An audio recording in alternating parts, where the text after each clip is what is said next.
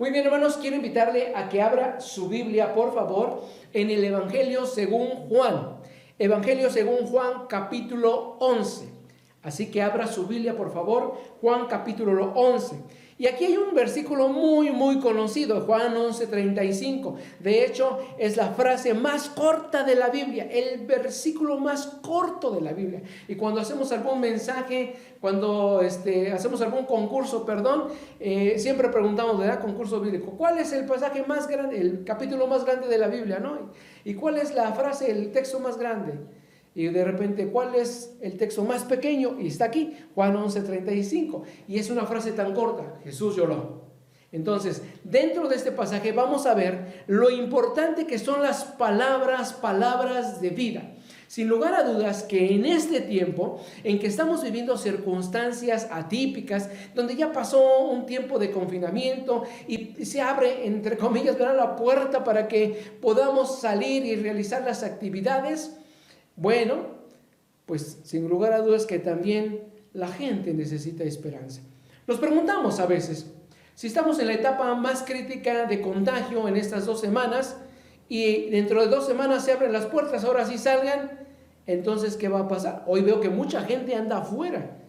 La verdad, a nuestro alrededor mucha gente anda afuera y anda como si nada. Yo no sé si dentro de 2 semanas vayamos a tener consecuencias de esto que está sucediendo ahorita.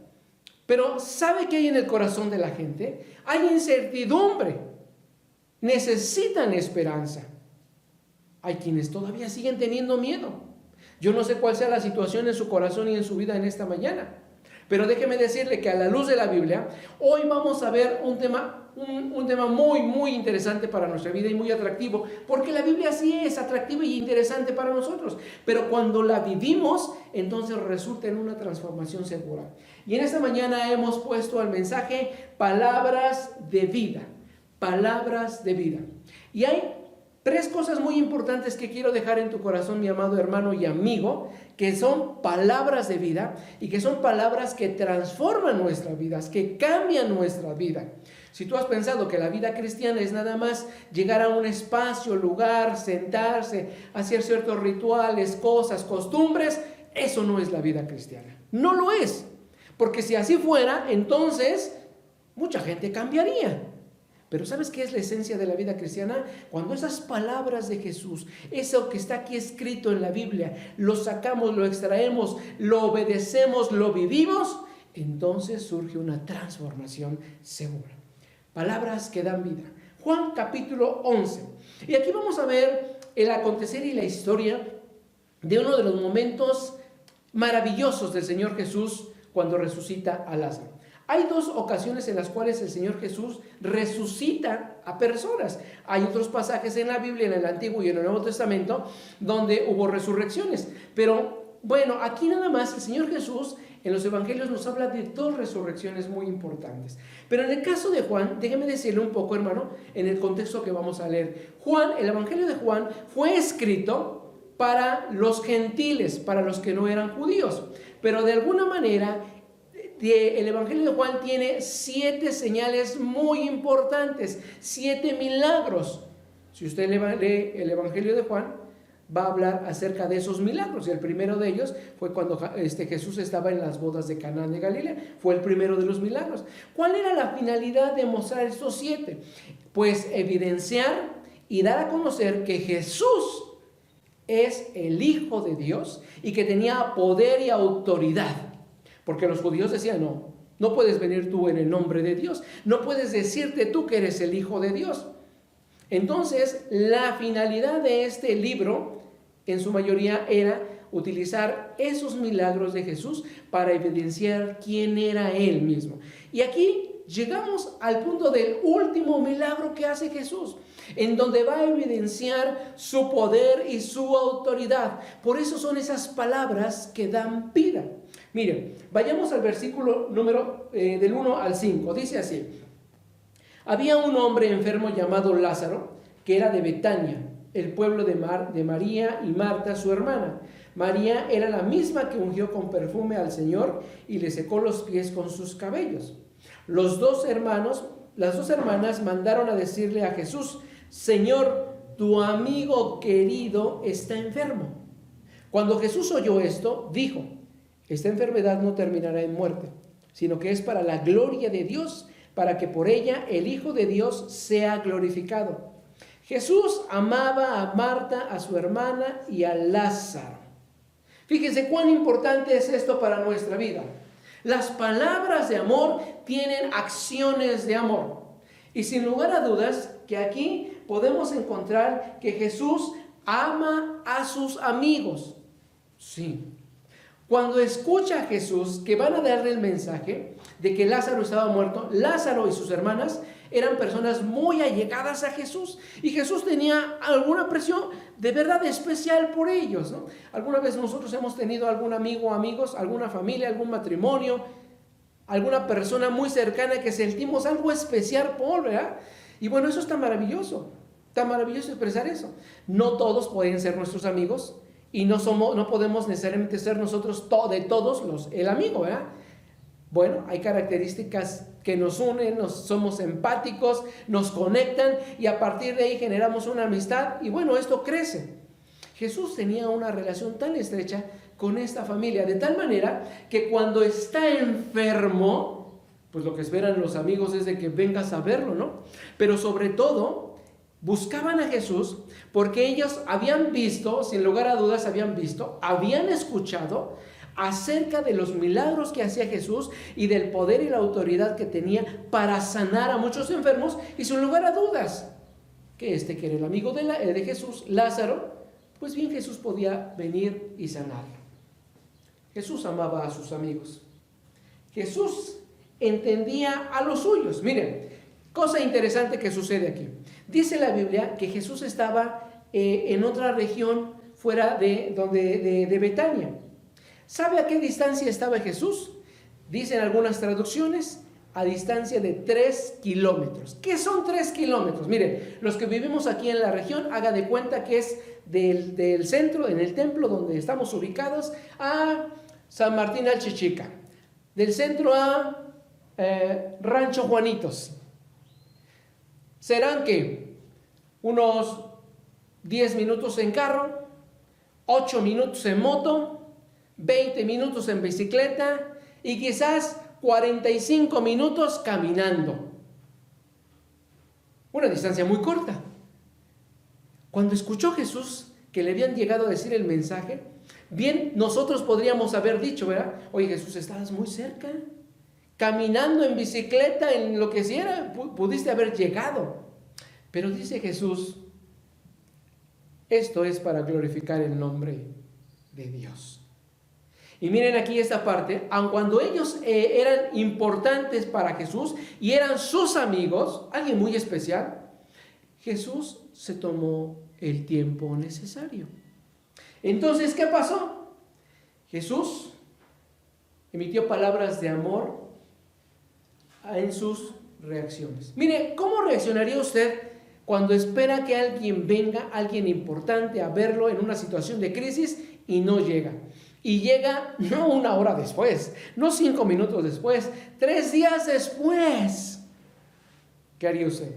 Mire, versículo número 21. Dice así de la siguiente manera. Versículo 17. A su llegada a Jesús se encontró con que Lázaro llevaba ya 4 días en el sepulcro. Betania estaba cerca de Jerusalén, como a 3 kilómetros de distancia, y muchos judíos habían ido a casa de Marta y María a darles el pésame por la muerte de su hermano. Cuando Marta supo que Jesús llegaba, fue a su encuentro, pero María se quedó en la casa. Señor, le dijo Marta a Jesús, si hubieras estado aquí, mi hermano no habría muerto. ¿Cuál era la intención de Marta? Marta, la afanada, la turbada, la que siempre estaba en los quehaceres. Sí, Jesús la tomaba como su amiga, pero sin lugar a dudas que su mente y su corazón de Marta siempre estaba en los quehaceres, afanada, como quizás muchos de nosotros, ¿verdad? Dice la Biblia que escuchó que venía Jesús y vámonos, inmediatamente. Y antes que saludarlo, antes que decirle, Señor, bienvenido, me da gusto verte, vea lo que dice aquí. Dice que Marta le dijo, Señor, si hubieras estado aquí, mi hermano no habría muerto. ¿Sabe a qué me suena esto? A una manera de reclamo. A ver, Jesús, ¿qué pasó contigo? ¿Cuántos de nosotros tomaríamos esa actitud de ese reclamo? ¿Qué hizo el Señor Jesús? Mire, Jesús, quizás a lo mejor si nosotros nos encontráramos en una circunstancia así, inmediatamente pararíamos el carro, decimos, ¿no? Es una frase coloquial. Le pararíamos el carro a la persona, ¿no? A ver, un momento.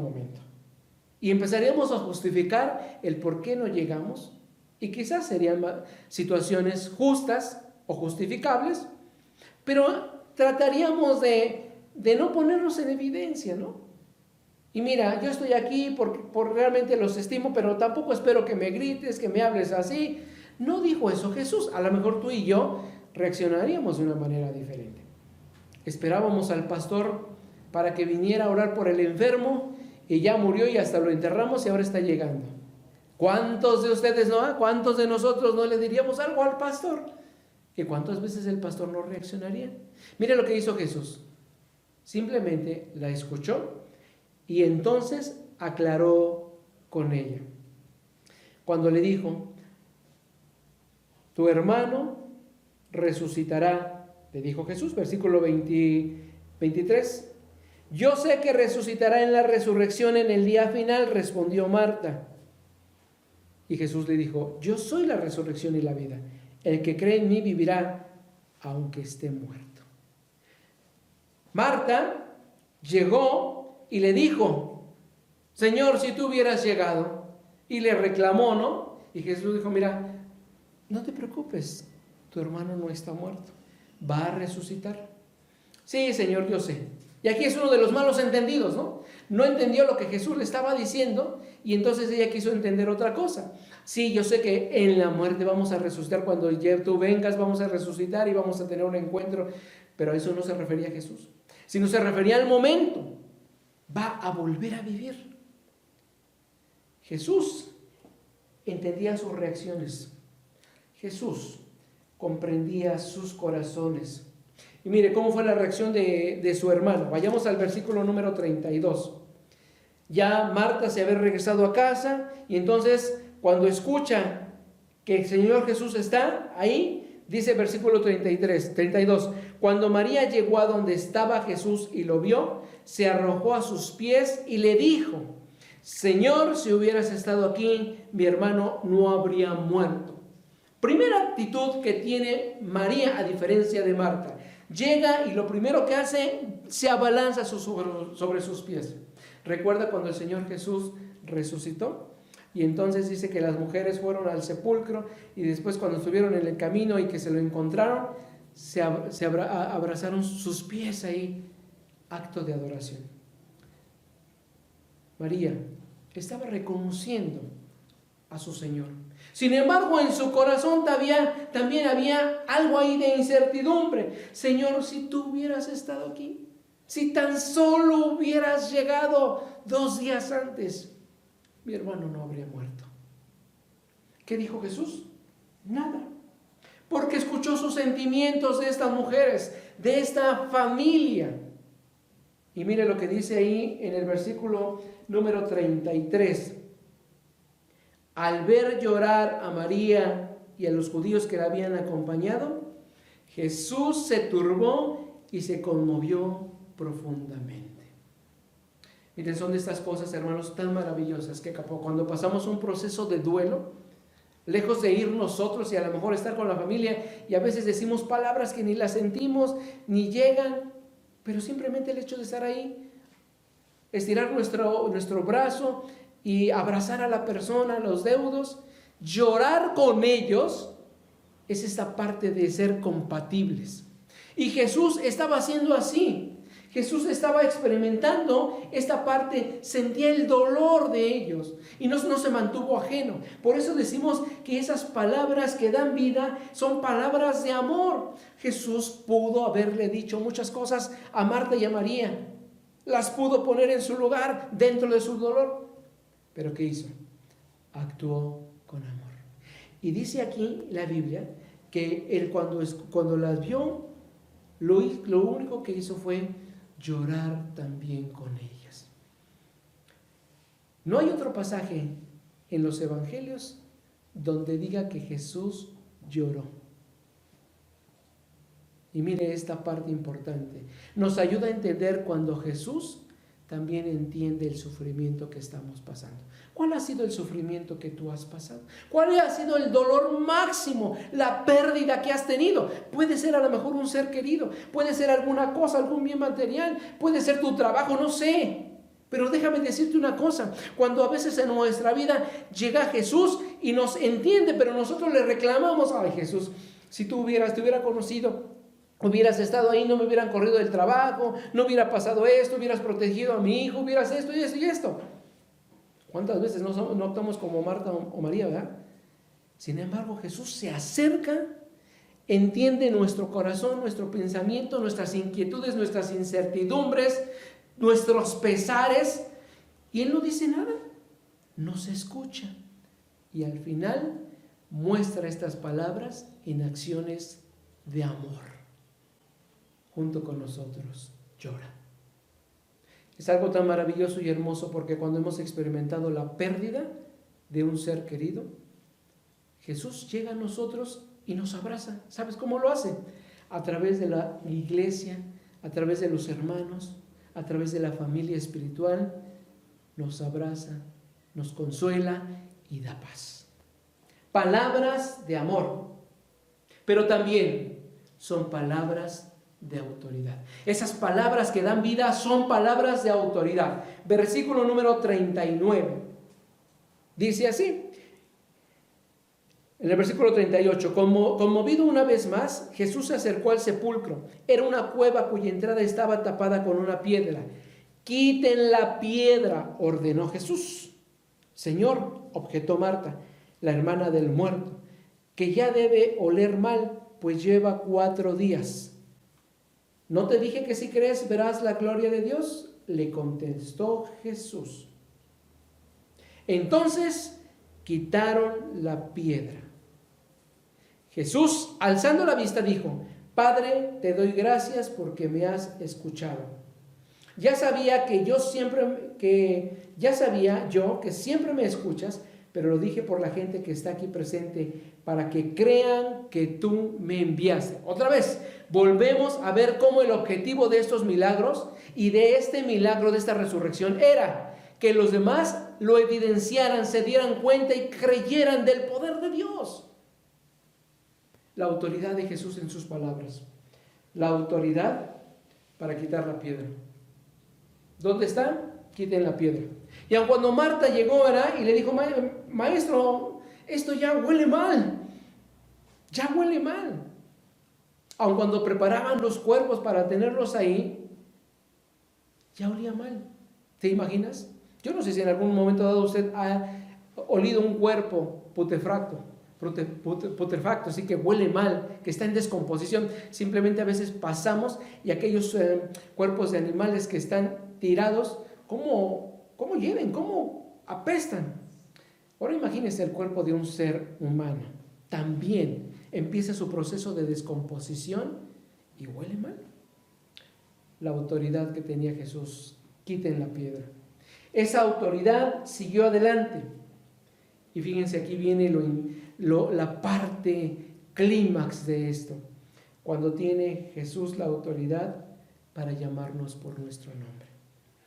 ¿Quién estaba en el sepulcro? Lázaro. Y tiene la autoridad para llamarlo en ese lugar enclaustrado, en ese lugar lúgubre, oscuro, húmedo, sin vida.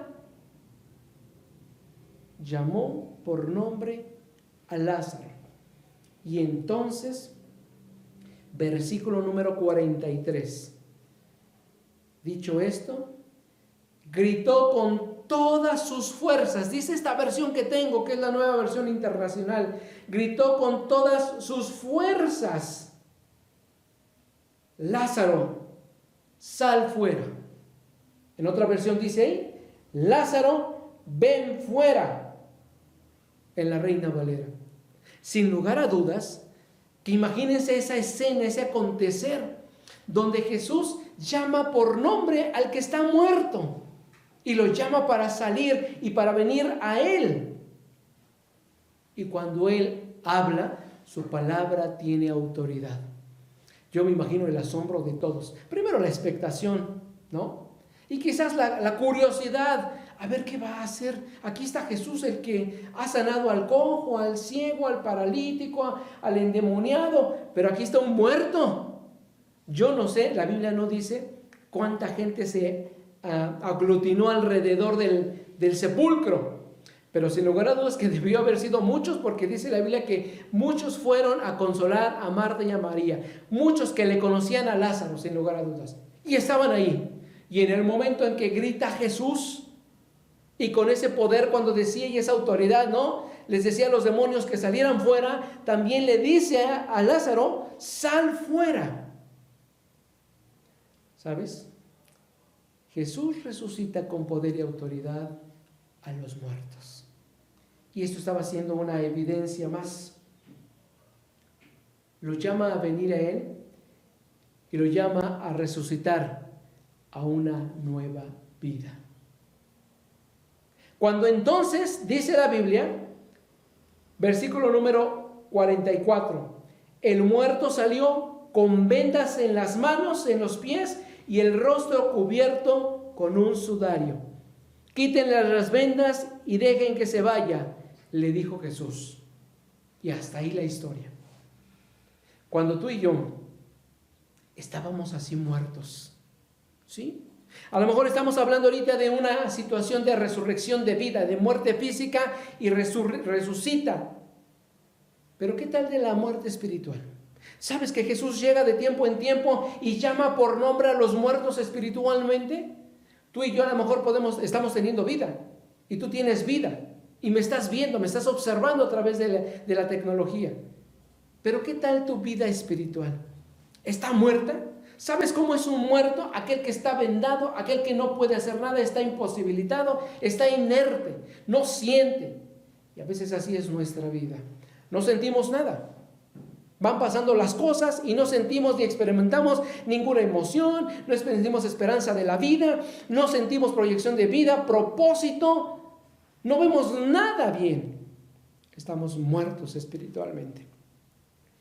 Sin embargo, en esta mañana Jesús está mencionando tu nombre, porque con esa autoridad y poder que tiene, habla y dice: Lupita, Juan, Pedro, Alfredo, Santiago, Alfonso, María, Susana, Rosa y el nombre que sea, porque estás muerto espiritualmente y estás en tu tumba, sal fuera.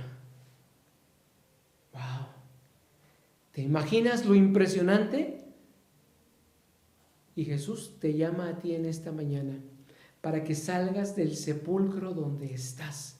Porque esa no es la vida que Dios espera para ti. Y porque tiene poder y autoridad. Y porque se estaba mostrando en este momento para con la gente que estaba a su alrededor. Para evidenciar: yo soy el Hijo de Dios. Yo soy la luz del mundo. Yo soy el pan de vida. Yo soy la resurrección. Yo soy el mediador entre Dios y los hombres, dice Jesús. Porque estaba evidenciándose, lo mismo está evidenciándose para con tu vida. Yo soy el que te puede dar el cambio de vida. ¿Sí? El que te puede sacar de esa oscuridad en la adicción, de esa oscuridad en la relación enfermiza que estás, de esa oscuridad en la obsesión que tienes algo en tu mente de hacer daño, del corazón rudo de piedra que tienes ahí. Yo puedo ayudarte y darte una vida. Y porque lo quiero hacer y tengo el poder, te digo: sal fuera. Y esas palabras de vida son palabras de autoridad. Jesús ha llegado a la vida de muchos de nosotros, de la primera iglesia bautista, y de muchos cristianos.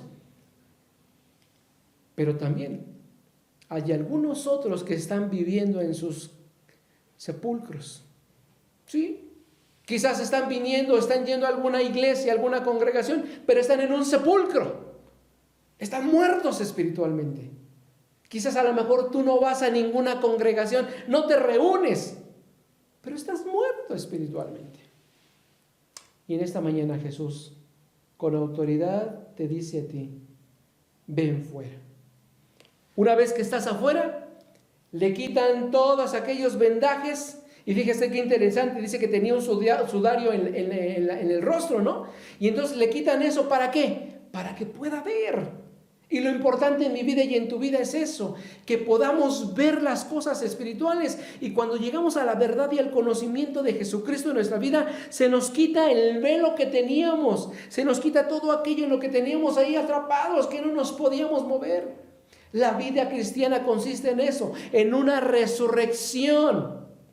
Cuando bautizamos a alguien, físicamente tomamos a la persona, ¿sí? Y en medio del agua está la persona, y lo que hacemos es, lo tomamos, obviamente respira profundamente, ¿verdad? Y lo inclinamos y lo sumergimos hasta que lo tape. Eso es un símbolo, nada más. Símbolo de muerte espiritual, ¿sí? En la cual, al haber aceptado a Cristo, ya Él va a resucitar y sale, lo sacamos del agua, y eso es rápido, no lo dejamos ahí a 5 minutitos que se remoje, no, lo sacamos, y entonces resurrección significa resurrección a vida eterna. Y eso es lo que estaba pasando en este momento. Es algo en lo cual Jesús nos está mostrando que tu vida y mi vida tiene que resucitar a vida eterna. Palabras que dan vida. Porque Él mencionó, mira, versículo número 25, regresamos tantito. Él dijo, yo soy la resurrección y la vida. Yo soy. Hoy la gente anda preocupada por no morir. Es algo natural. Pero ¿sabes qué? Anda preocupada más porque no tiene esperanza. Si muere, ¿a dónde va a ir? ¿A dónde? Y aquí está diciendo la clave para tu vida y mi vida. Jesucristo es la resurrección y la vida. El que cree en mí vivirá. Vivirá físicamente. Mientras vivamos físicamente vamos a tener vida. Pero no se refiere a la vida física nada más, de respirar. No, se refiere a vivir espiritualmente. Empezarlo a vivir esta experiencia. Y cuando muramos viviremos por la eternidad. Porque dice aquí, y todo aquel que vive y cree en mí, no morirá jamás. No se refiere a la muerte física aquí, se refiere a la muerte espiritual. No vas a morir espiritualmente jamás. ¿Por qué? Porque ahora ya estamos en Cristo. Palabras que dan vida. Él es la resurrección, Él es la vida.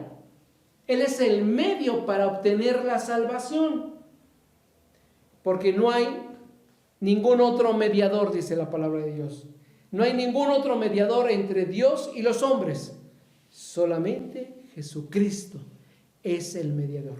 Porque Él vino a entregar su vida, a morir. Su sangre fue derramada. ¿Para qué? Para que tú y yo, a través de Jesucristo, pudiéramos tener esa vida eterna. Pudiéramos empezar a vivir esa vida físicamente, esa vida espiritual, pudiéramos empezar a experimentar. Él es la eternidad. Los que estamos en Cristo, si morimos, ya sabemos dónde vamos a ir, dónde vamos a estar por la eternidad y dónde nos vamos a volver a ver. Sí, ahí en la eternidad. Para el que no tiene a Cristo, la vida es insegura, incierta.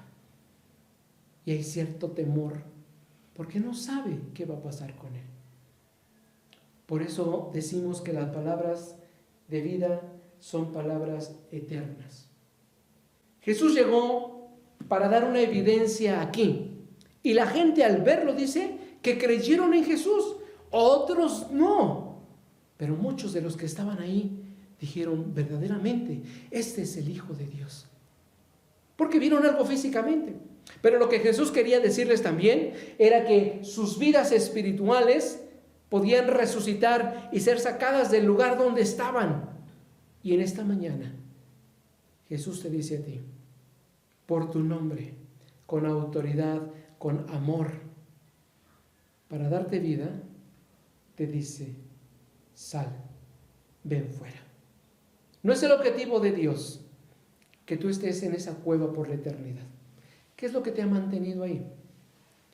¿Qué es lo que te ha llevado a estar muerto espiritualmente? ¿Ya no tiene sentido tu vida? ¿Qué es lo que te ha llevado a pensar que no tiene propósito tu vida, las circunstancias en las cuales has estado, la familia, la economía, alguna enfermedad, algún padecimiento, algo traumático, déjame decirte que en esta mañana Jesús tiene palabras de vida para ti. ¿Y qué es lo que tienes que hacer? ¿Responder nada más al llamado? Sí, aquí estoy. Salgo a tu encuentro, Jesús. Y deja que Él empiece a quitar todas aquellas vendas, todo aquello que te ha cegado, para que tengas vida y vida en abundancia. Cierra tus ojos ahí, donde estás. Tú conoces cómo está tu vida y Dios sabe también. Y en esta mañana yo quiero pedirte que medites un momento. De verdad Jesús te está llamando por tu nombre. ¿Quieres salir del sepulcro? Dile, Jesús, aquí estoy. Quiero salir a tu encuentro. Quiero que resucites mi vida, porque estoy muerto espiritualmente. Pero también quiero resucitar para que cuando tú vengas por mí. Padre, en esta mañana tú conoces nuestros corazones y nuestras vidas. En el nombre de Jesús te pedimos, Señor, que muevas la vida de las personas y que entres al corazón de aquellos que en este momento están abriendo su corazón y están diciendo y reconociéndote como el Señor y Salvador de su vida. Por aquellos hermanos que ya son creyentes, pero que quizás algunas cosas de la vida los han mantenido muertos espiritualmente. Pedimos perdón, Señor. Pero te pedimos en esta mañana también que vuelvas a la vida nuestro ser. Bendice a tu iglesia, a tu pueblo, Señor. Que la dirección de tu Santo Espíritu esté con cada uno de nosotros y que durante esta semana podamos leer esas enseñanzas que has dejado en tu palabra. Podamos escuchar la dirección de tu Santo Espíritu y que en cada momento y acción de nuestra vida glorifiquemos tu nombre. En Cristo Jesús. Amén.